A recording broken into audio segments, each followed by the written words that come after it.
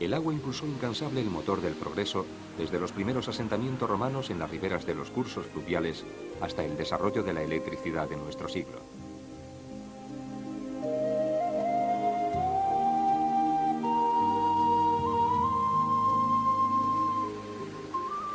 Su fuerza, aún la de las corrientes más primerizas e incipientes, empujó las ruedas de los molinos maquileros y acompañó a los primeros intentos de industrialización en herrerías, siderurgias y papeleras.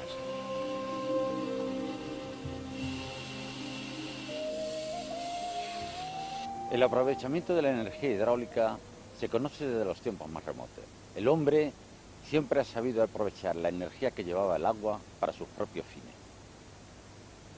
Primeramente se empezó con la molienda y posteriormente, cuando se descubre la energía hidroeléctrica, la usa para producir electricidad. Las primeras centrales se instalan en España aproximadamente a finales del siglo XIX.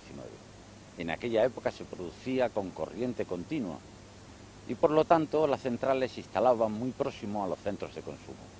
Posteriormente, el descubrimiento de la corriente alterna y la instalación de la red interpeninsular abrió enormes posibilidades y la electricidad se ha transformado en la base de nuestro bienestar y del desarrollo de la industria.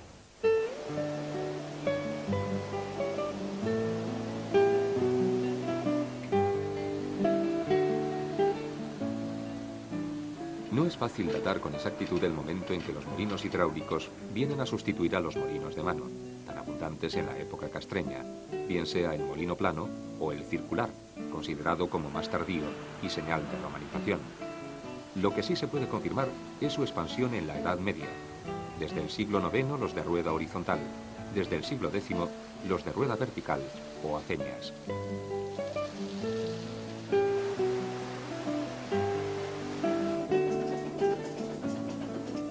Fue una pieza principal en la economía agraria tradicional.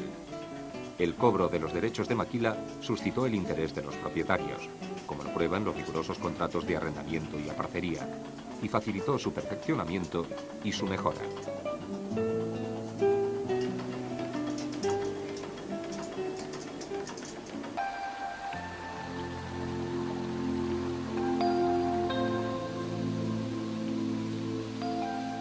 Con el tiempo, el aprovechamiento hidráulico se fue diversificando y aparecieron otras aplicaciones, algunas agrícolas, otras preindustriales, entre las que destacan las herrerías.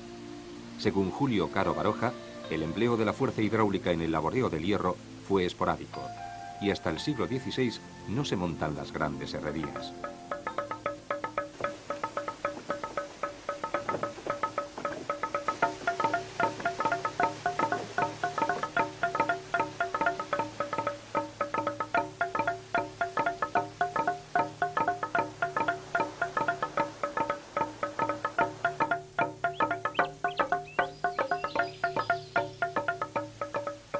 En el pueblo asturiano de Taramundi se puede seguir el ciclo del agua, que primero mueve las ruedas de los fuelles que avivan el horno de fundición y luego acciona la del mazo que golpea el hierro.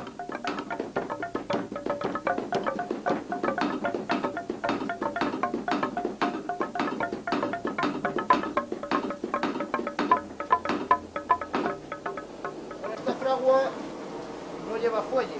Sabéis que todas las fraguas llevan algún tipo de fuelle. Esta fragua, el aire, lo está produciendo también el agua.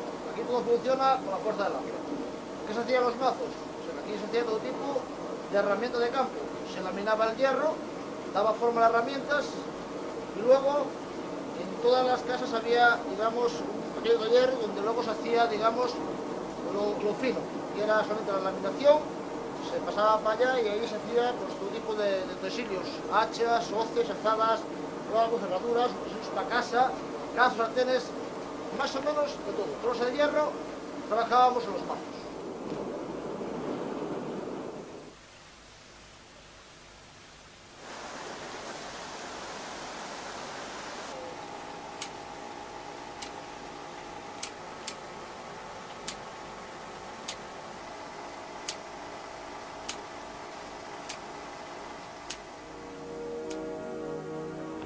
Pero el ocaso de las grandes herrerías estaba consumado desde que en 1867 se empieza en las Vascongadas la construcción de los altos hornos de Bilbao. Los vascos habían sido los mejores maestros herreros desde la Edad Media.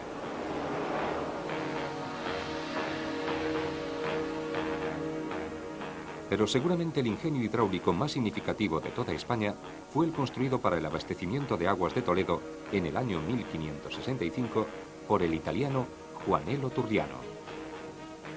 Para salvar el importante obstáculo que constituía el desnivel de 93 metros entre la ciudad y el río Tajo, Turriano diseñó un complejo mecanismo capaz de subir el agua a presión atmosférica de manera escalonada por medio de torretas de cazos que permitían adaptarse a las irregularidades del terreno.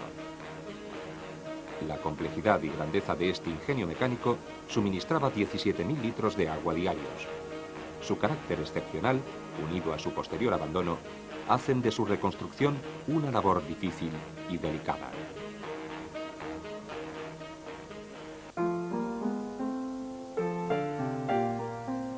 Pero si el Juanello fue el ingenio más espectacular del aprovechamiento hidráulico en España, sin duda el proyecto más ambicioso, casi faraónico, fue el Canal de Castilla.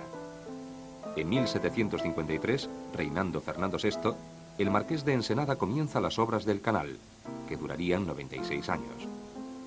No se completó el proyecto ilustrado, pero en los 207 kilómetros de recorrido del canal, con sus 3 ramales, se construyeron 49 esclusas, varios acueductos sobre ríos, fábricas de harinas, centrales de luz, molinos, casetas de riego, y supuso una transformación decisiva de la economía y el paisaje de las 3 provincias por las que pasa, Valencia, Burgos y Valladolid.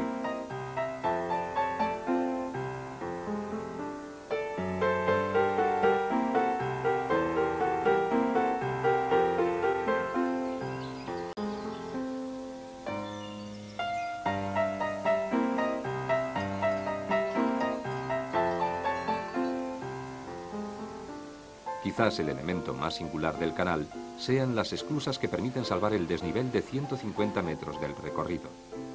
La cuádruple esclusa de Fromista, donde el Camino de Santiago se cruza con el Camino del Agua, permanece como un testimonio del sueño ilustrado.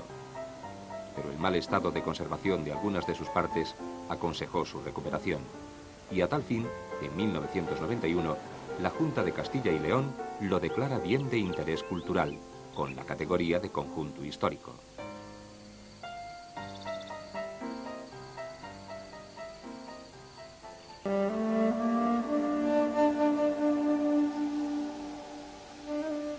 Se conserva también en Medina de Río Seco la fábrica de harinas, asomándose al canal con la nostalgia de quien mira una imagen de otros tiempos.